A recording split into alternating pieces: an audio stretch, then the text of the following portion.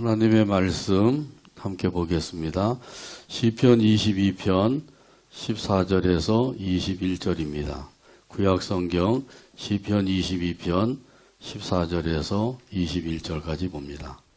나는 물같이 쏟아졌으며 내 모든 뼈는 어그러졌으며 내 마음은 밀랍 같아서 내 속에서 녹았으며 내 힘이 말라 질그릇 조각 같고 내 혀가 입천장에 붙었나이다. 주께서 또 나를 죽음의 진토 속에 두셨나이다. 개들이 나를 에워쌌으며 악한 무리가 나를 둘러 내 수족을 찔렀나이다. 내가 내 모든 뼈를 셀 수 있나이다. 그들이 나를 주목하여 보고 내 겉옷을 나누며 속옷을 제비 뽑나이다. 여호와여 멀리하지 마옵소서. 나의 힘이시여 속히 나를 도우소서. 내 생명을 칼에서 건지시며 내 유일한 것을 개의 세력에서 구하소서. 나를 사자의 입에서 구하소서. 주께서 내게 응답하시고 들소의 뿔에서 구원하셨나이다. 아멘. 찬양대의 찬양으로 하나님께 영광 돌리고 함께 은혜 나눕니다.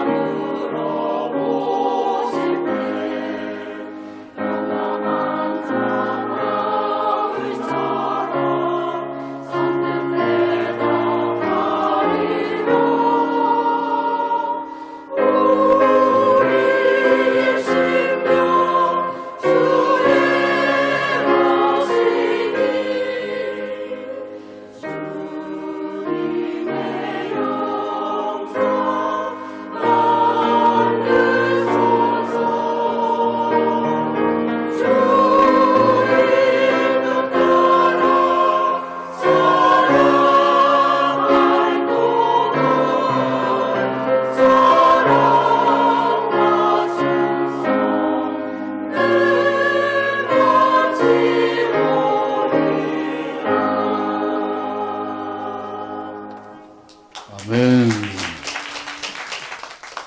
대속의 은혜, 이런 제목으로 은혜 나눕니다. 같이 한번 따라서 하시죠. 대속의 은혜. 이런 우화가 있습니다. 어느 날 늑대가 저녁을 급하게 먹다가 뼈가 목에 걸렸습니다. 그 뼈를 빼려고 캑캑거리면서 애써 보았지만 소용이 없었습니다. 그때 마침 학이 그 옆을 지나가고 있었어요. 여보게 친구, 내 목에 뼈가 걸렸는데 이 뼈 좀 뽑아주게나. 그러면 내가 톡톡히 사례를 하겠네. 그러자 학이 어디 봅시다. 보니까 목 깊숙이 뼈가 박혀 있어요. 그래서 머리를 그 늑대의 입안에 깊숙이 집어넣고 그리고 주둥이를 쑥 내밀어서 그 뼈를 뽑아 주었습니다. 아이고 시원하다. 이제야 살 것 같네. 그러자 학이 이렇게 말을 했어요. 약속대로 사례비를 주세요. 그때 늑대가 이렇게 말을 하는 거예요. 무엇이 어째? 사례비를 달라고? 내 머리가 내 입안에 들어왔을 때 내가 깨물어서 토막을 내지 않은 것만 해도 너는 고마워해야 될 것이야. 이 이야기는 바로 은혜를 알지 못하는 늑대의 이야기죠. 그런데 늑대만 아니라 인간의 탈을 쓰고 사는 사람들도 은혜를 모를 때가 있다고 하는 것이죠. 이런 그 은혜를 알지 못하는 사람을 가리켜서 뭐라 그래요? 배은망덕한 거식이라 그러죠. 우리 옆을 살펴볼 필요가 없어요. 자기 자신을 살펴봐야 돼.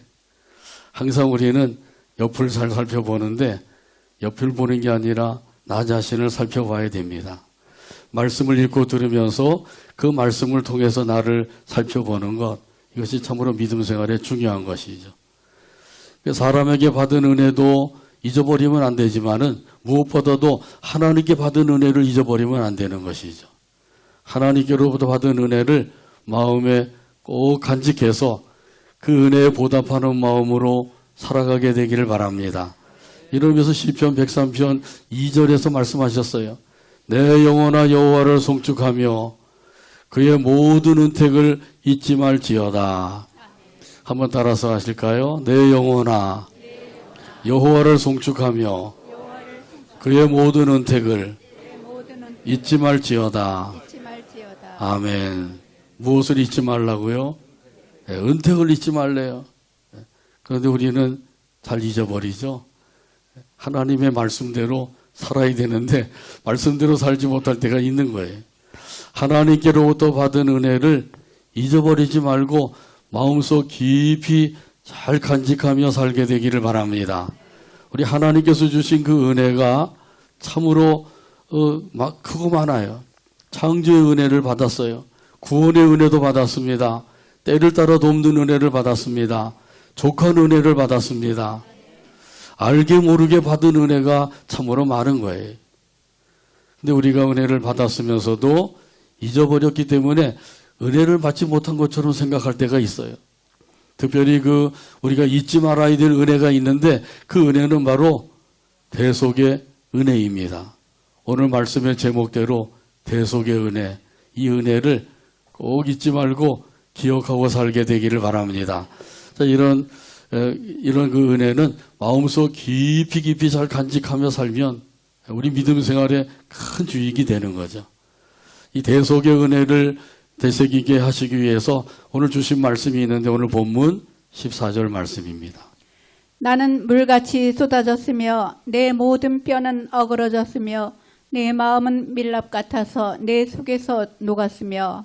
아멘. 여기 물같이 쏟아졌다고 하는 것은 탈진 상태에 이르렀다는 거예요. 탈진 상태에 이르게 되면 손가락 하나도 까딱거리기 어려운 거죠. 또 여기 뼈가 어그러졌다고 하는 말씀은 무기력하게 되었다는 거예요. 의욕조차도 없어지게 되었다는 거죠. 그리고 그 마음은 촛물이 녹아서 흘러내리는 것 같이 그렇게 절망감에 빠져 있다고 하는 것을 말씀해 주고 있습니다. 자, 이 말씀은 다윗이 고난을 당할 때 그 자기의 그 상태를 시로 지어놓은 거예요. 근데 다윗의 고난으로 끝나지 아니하고 장차 오실 예수 그리스도께서 고난 당하실 것을 예언한 것이 되었어요. 아멘. 다윗이 당한 그 고난이 바로 예수님의 고난을 예언한 것이다. 이런 의미에서 이런 그 말씀을 고난을 가리켜서 선지자적 고난이라고 부르고 있어요.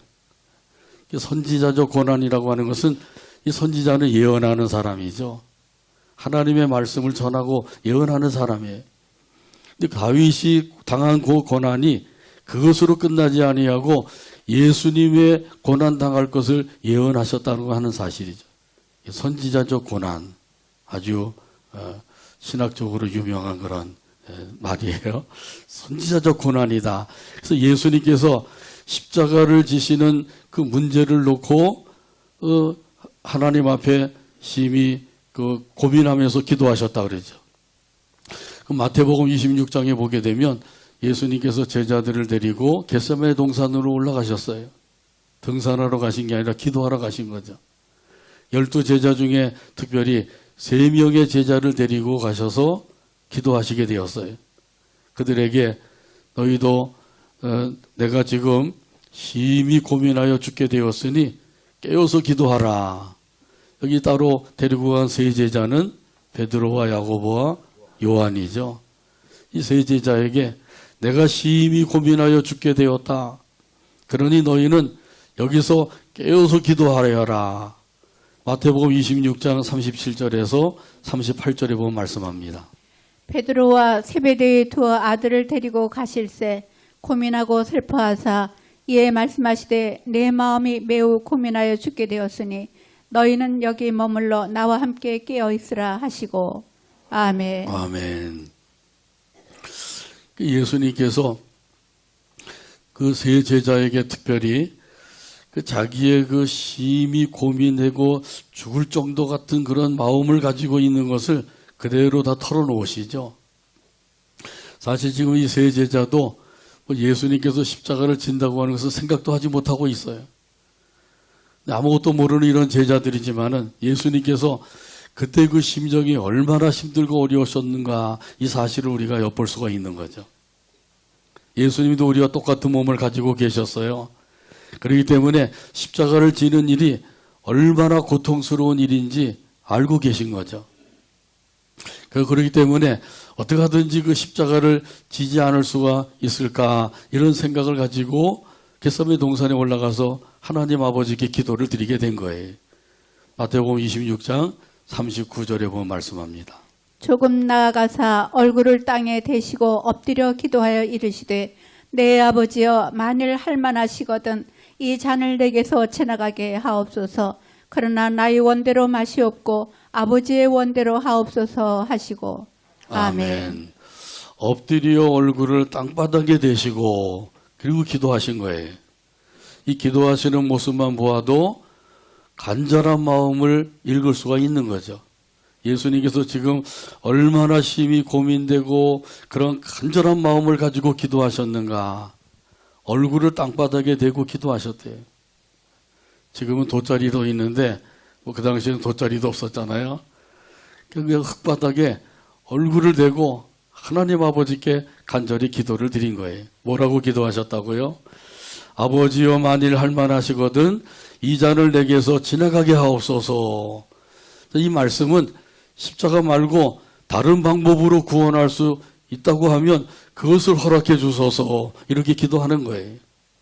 구원하지 않겠다고 하시는 게 아니라 구원하기는 구원하겠는데 십자가 말고 다른 방법으로 구원할 수 있으면 구원할 수 있도록 허락해 주소서 이런 기도를 드린 거란 말이죠. 구원해야 하는데 그 십자가는 너무 힘들고 어려운 거예요. 예수님도 우리와 똑같은 몸을 가지고 계셨다 그랬죠. 그러니까 그게 얼마나 고통스럽고 어려운지를 알고 계신 거죠. 이거 말고 뭐 다른 방법이 없습니까? 이런 의미에서 땅바닥에 얼굴을 대고 엎드려 기도하신 거죠. 예수님도 십자가를 지는 거 그렇게 쉬운 일이 아니었어요. 참으로 어렵고 힘들고 그렇게 고통스러운 일이었다는 거죠. 그런데 이 십자가를 짊어지셔야만 저와 여러분을 구원할 수가 있기 때문에 예수님께서는 결국 아버지의 뜻을 따라서 십자가를 지신 줄로 믿습니다.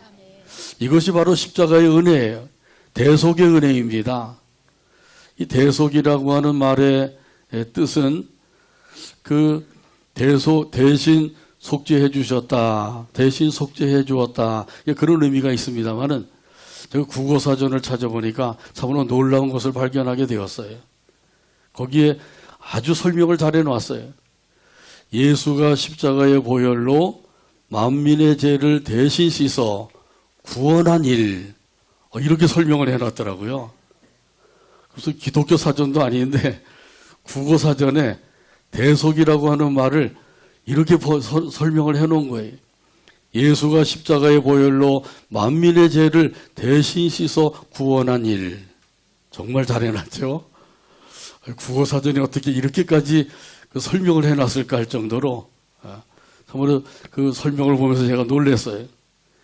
대속이란 이 말은 내가 지은 죄 때문에 내가 죽어야 되는데 내가 죽을 자리에 예수님이 대신 죽어주심으로 나 같은 죄인을 살려주신 것이란 말이죠.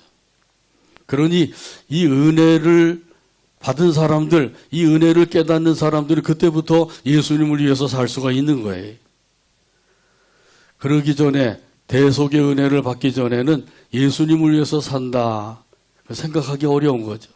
나를 위해서 살기도 힘든데 예수님을 위해서 어떻게 사느냐 이런 생각을 가질 수밖에 없어요.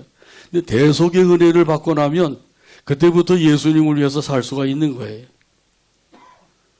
우리 대속의 은혜를 힘입어서 예수님을 위해 살아가는 저와 여러분 되기를 주님의 이름으로 축복합니다. 아멘. 예수님께서 주신 이 대속의 은혜는 십자가에 못 박히신 그 예수님을 통해서 더욱더 우리가 깊이 깨달을 수가 있어요. 오늘 본문 15절에 보면 말씀합니다. 내 힘이 말라 질그릇 조각 같고 내 혀가 입천장에 붙었나이다. 주께서 또 나를 죽음의 진토 속에 두셨나이다. 아멘. 여기 질그릇은 부서지고 깨어지기 쉬운 그릇이죠. 그릇 중에서 가장 약한 그릇, 질그릇이에요. 잘못해서 조금만 충격을 가해도 부서지고 깨어지는 것이 질그릇이란 말이죠. 근데 예수님이 지금 이런 상태에 있었다고 하는 것을 예언하고 있어요. 언제 그렇게 되었어요? 예수님이 십자가에 못 박혀 피 한 방울 남김없이 다 쏟으셨을 때 그때 이제 바로 질그릇과 같이 되었다고 하는 것을 말씀해 주고 있는 거예요. 자, 이렇게 피를 다 쏟게 되면 어떻게 되나요? 그러면 갈증이 극에 달하게 되는 거죠. 먹는 것보다도 물이 아쉬운 거예요. 오늘 본문에 보게 되면 내 혀가 입천장에 붙었나이다. 이렇게 고백을 하고 있죠. 내 혀가 입천장에 붙었나이다. 목이 마르고 또 말라서 얼마나 목이 마른지 혀가 입천장에 붙을 정도가 되었다는 거예요. 이 예언의 말씀이 바로 예수님의 십자가를 통해서 이루어졌어요. 요한복음 19장 28절에서 말씀합니다.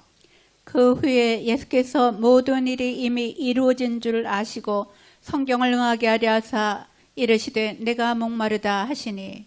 아멘. 혀가 입천장에 붙을 정도로 극한 갈증을 겪으신 예수님을 보여주고 있는 거죠. 그러니까 우리가 지은 죄 때문에 예수님께서 이런 그 극한 갈증도 겪으셔야 됐다는 거 하는 것이죠. 이것을 보게 되면 우리가 받아야 할 그 죄값이 그만큼 크고 무겁다고 하는 사실을 우리에게 가르쳐주고 있는 거죠. 알고 보면 내가 받아야 할 그런 그 고통인데 예수님께서 그 고통을 대신 받아주신 거예요. 내가 받아야 될 저주인데 예수님이 그 저주를 대신 받아주신 것입니다. 이 또한 대속의 은혜라고 하는 사실이죠. 예수님께서 저와 여러분에게 대속의 은혜를 베풀어 주신 줄로 믿습니다. 아멘. 이 은혜를 받은 사람들, 이런 사람들은 그 은혜의 영광을 찬송하며 살게 됩니다. 찬송가 321장 1절에 보면 이런 가사가 있어요. 날 대속하신 예수께 내 생명 모두 드리니 늘 진실하게 하소서 내 구주 예수여. 나 구주 위에 살리라. 내 기쁨 한량 없으리. 내 갈 길 인도하소서. 내 구주 예수여. 찬송가 321장 1절 가사를 생각하면서 함께 찬양합니다.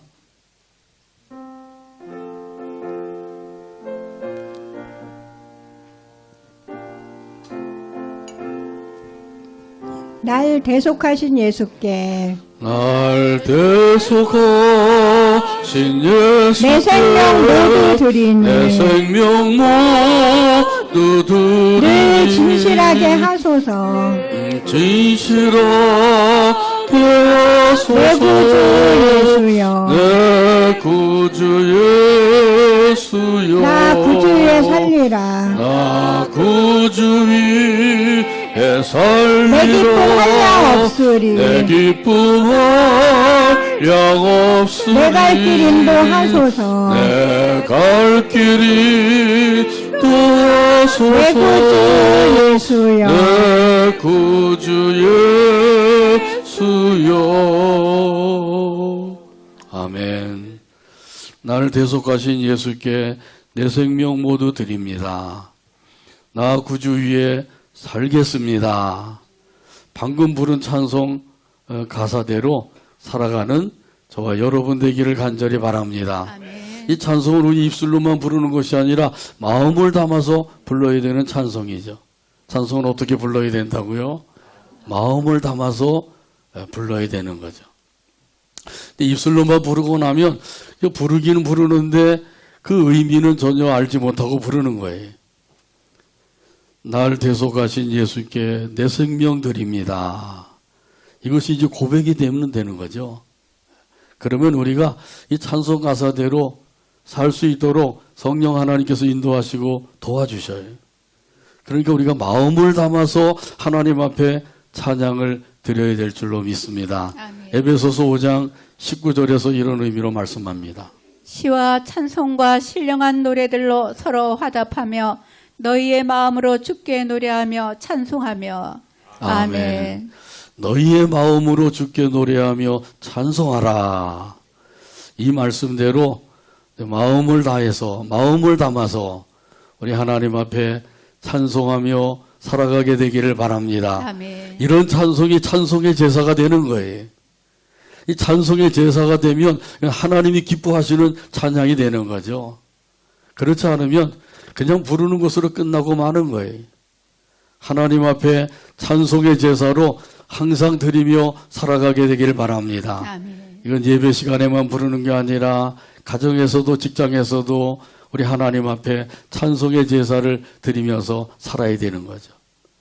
그러니까 우리가 부르는데 특별히 우리 예수님이 지신 그 십자가의 은혜를 생각하면서 우리 하나님 앞에 찬양을 드리면 더 기뻐하시겠죠. 우리 예수님께서 십자가에 달려 돌아가실 때 그때 그 은혜를 생각하면서 우리 하나님 앞에 찬양을 드린다고 하면 우리 하나님께서 기뻐 받으시는 찬송의 제사가 되는 거죠. 우리 예수님이 십자가에 달려 돌아가셨다는 사실을 오늘 본문 16절에서도 예언하고 있습니다. 개들이 나를 에워쌌으며 악한 무리가 나를 둘러 내 수족을 찔렀나이다. 아멘. 여기 개들은 악한 사람들을 가리켜요. 악한 무리 같은 의미로 계속 말씀하죠. 예수님이 십자가형에 처하실 때 그때 이제 악한 자들이 몰려왔어요. 그 악한 자들이 몰려와서 손에는 칼과 몽둥이를 가지고 온 거예요. 마치 강도를 잡는 것처럼 예수님을 잡으러 왔다는 것이죠. 누가복음 22장 52절에서 53절에 말씀합니다. 예수께서 그 잡으러 온 대제사장들과 성전의 경비 대장들과 장로들에게 이르시되 너희가 강도를 잡는 것 같이 검과 몽치를 가지고 나왔느냐. 내가 날마다 너희와 함께 성전에 있을 때에 내게 손을 대지 아니하였도다. 그러나 이제는 너희 때요 어둠의 권세로다 하시더라. 아멘. 예수님을 잡으러 온 사람들은 누구라고요? 대제사장들과 성전 경비대장들과 장로들이라 그랬어요. 근데 이들이 직접 온 것이 아니라 그들의 아랫사람들, 부리는 사람들을 보낸 것이죠. 이들이 왔는데 손에는 칼과 몽둥이를 가지고 온 거예요. 그래서 예수님 말씀하시죠. 너희가 강도를 잡으려는 것처럼 그렇게 검과 몽치를 가지고 왔느냐. 사실 예수님은 힘이 없어서 붙잡혀 가신 것이 아니죠. 예수님께서도 말씀하셨어요. 12영도 더 되는 천사를 동원하여서 그들을 다 죽일 수가 있다고 말씀하시죠. 아수르 군대 18만 5천 명을 죽일 때에는 천사 몇을 보내셨어요? 천사 하나를 보내신 거예요. 그런데 12영도 더 되는 천사라고 하는 12영은 한 영이 6천이에요. 6천 명을 가리키는 거죠. 그러니까 모두 합치면은 7만 2천의 천사가 되는 거예요. 지방방송 꺼주세요. 이렇게 7만 명이 넘는 그런 그 천사들을 보내서 그래서 그들을 당장 멸할 수가 있다고 예수님 말씀하셨어요. 그럼에도 불구하고 예수님께서 붙잡힌 것은 무엇 때문이에요? 그것은 바로 하나님의 뜻을 이루기 위함이요 우리를 구원하시기 위한 것이죠. 하나님 아버지의 뜻이요 또 십자가를 지심으로 인하여서 죄인들을 구원할 수가 있기 때문에 예수님께서 붙잡혀 가셔서 십자가를 지시게 된 거예요. 위로는 하나님의 뜻에 순종하시고 아래로는 죄인들을 사랑하셨기 때문에 십자가를 지셨다는 거죠.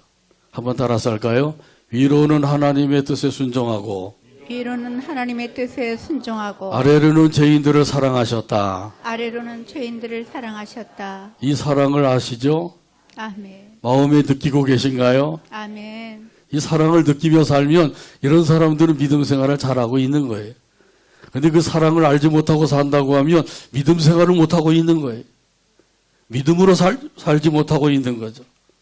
믿음으로 살지 못하면 결국 어떻게 되겠어요? 그럼 이런 사람들은 제가 갈 길로 갈 수밖에 없어요. 가론 유다의 길로 갈 수밖에 없는 거예요. 예수님께서 우리를 사랑하셔서 십자가를 지셨다. 나를 사랑하셔서 십자가를 지셨다. 이 사실을 우리가 깨달아야 돼. 이 사실을 깨닫는 저와 여러분 되기를 주님의 이름으로 축복합니다. 아멘. 주님의 이름으로 축복합니다. 아멘. 그래서 예수님께서 묵묵히 십자가를 지시게 된 거예요.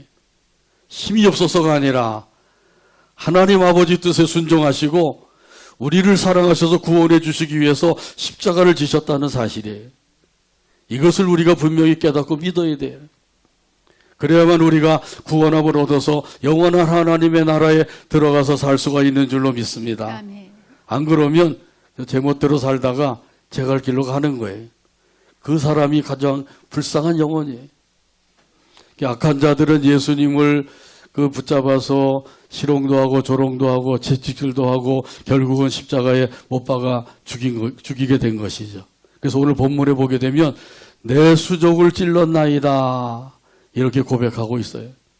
이 다윗의 그 고난을 고백하고 있는 것인데 이것이 바로 예수님의 고난을 예언하고 있다는 것이죠.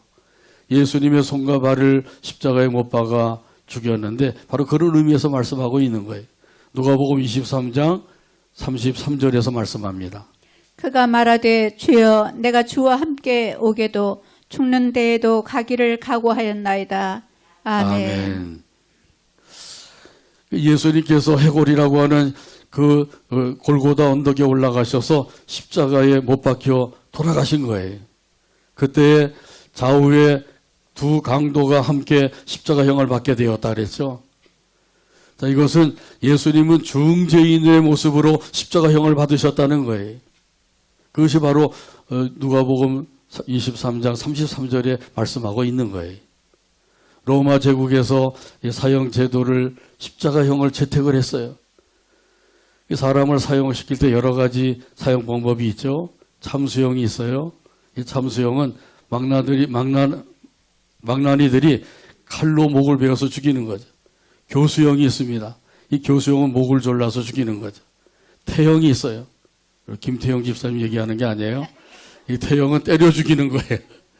죽을 때까지 때려서 죽이는 거죠. 화형이 있어요. 이건 불로 태워 죽이는 거예요. 육시형이 있어요. 이 육시형은 죽은 사람을 무덤에서 끌어내가지고 그 송장에 목을 베는 형벌이에요. 그리고 십자가형이 있는 거죠. 사형 방법도 여러 가지가 많죠. 근데 이 사형 방법 중에서 가장 고통스럽고 끔찍한 그런 사형 방법이 바로 십자가형이에요. 예수님께서 바로 이 십자가형을 받으신 것이죠. 이렇게 십자가형을 받을 수밖에 없었던 것, 그것은 바로 이 십자가를 지셔야만 예수님께서 우리의 모든 죄를 다 짊어지시고 그 죄를 청산해 줄 수가 있었기 때문인 거죠. 사실 예수님은 죄가 하나도 없으신 분이에요. 원죄조차도 없으신 분이잖아요.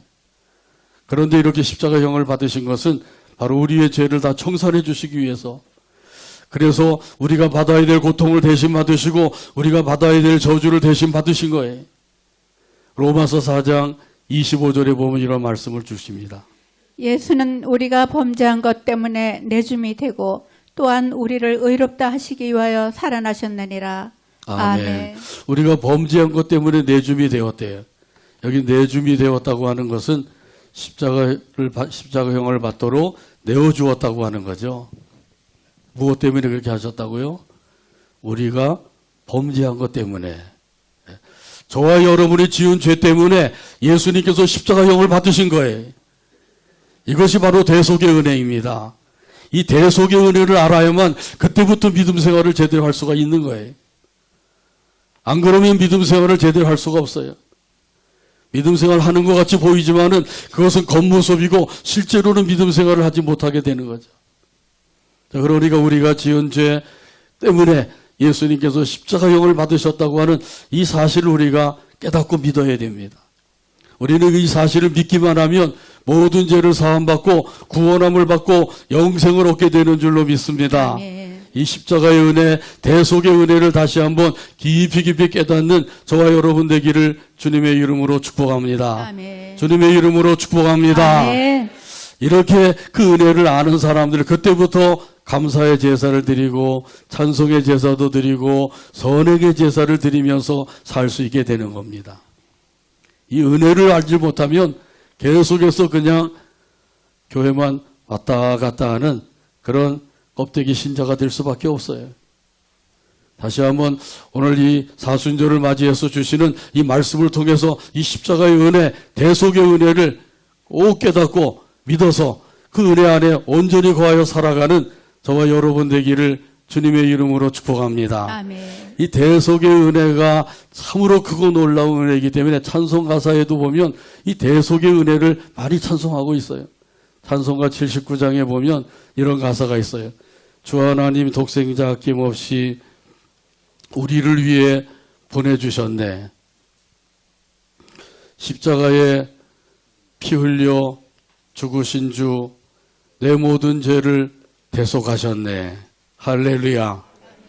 내 모든 죄를 대속하셨다. 우리가 늘 찬송하고 있는 거예요. 또 찬송가 90장에도 보게 되면 이 대속의 은혜를 노래하고 있어요. 내 친구 되신 예수님, 날 구원하시려고 그 귀한 몸을 버리사 내 죄를 대속했네. 여기서도 내 죄를 대속하셨다. 이렇게 찬송하죠. 또 부활 찬송에도 보면 대속의 은혜가 있어요. 159장 후렴에 보면 이런 가사가 있어요.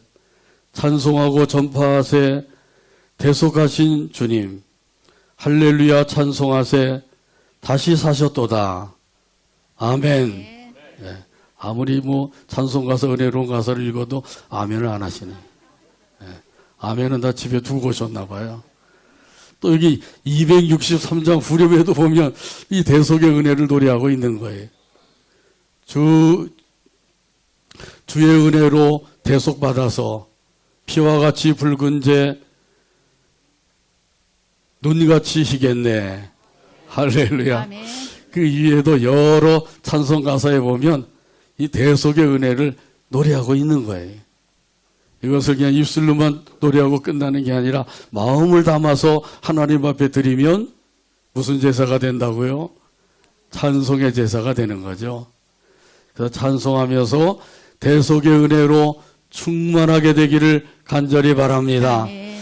이 예수님께서 십자가형을 받으실 그때는 바로 그 벌거벗은 모습으로 십자가형을 받으셨어요. 오늘 보면 17절에서 18절에 보면 말씀합니다. 내가 내 모든 뼈를 셀 수 있나이다. 그들이 나를 주목하여 보고 내 겉옷을 나누며 속옷을 제비 뽑나이다. 아멘. 아멘. 예수님이 입으셨던 겉옷과 속옷을 다 벗긴 거예요. 그리고 예수님을 벌거벗은 채로 십자가에 매달고 못 박은 것이죠. 얼마나 부끄러운 모습이에요. 그리고는 예수님이 입으셨던 겉옷과 속옷을 군인들이 나누어 가졌어요. 제비 뽑아 가진 거죠. 겉옷은 나눌 수가 있기 때문에 겉옷은 네 쪽으로 나누어서 군병 4명이 나누어 가지게 된 거죠. 근데 속옷은 통으로 짠 것이라서 그건 쪼개면 쓸모없는 천이 되고 마는 거죠. 그래서 제비를 뽑아서 갖게 되었다는 말씀이에요. 어쩌면 그렇게 예수님께서 십자가에 달려 돌아가실 때 있어야 될 그 일들을 그렇게 다윗이 고난을 당하면서 예언을 하게 되었는지요. 그러니까 다윗이 당한 고난은 선지자적 고난이라는 거예요. 요한복음 19장 23절에서 24절에 보게 되면 이 말씀이 그대로 이루어졌음을 말씀해 주고 있어요. 군인들이 예수를 십자가에 못 박고 그의 옷을 취하여 4깃에 나눠 각각 한 기씩 얻고 속옷도 취하니 이 속옷은 호지 아니하고 위에서부터 통으로 짠 것이라.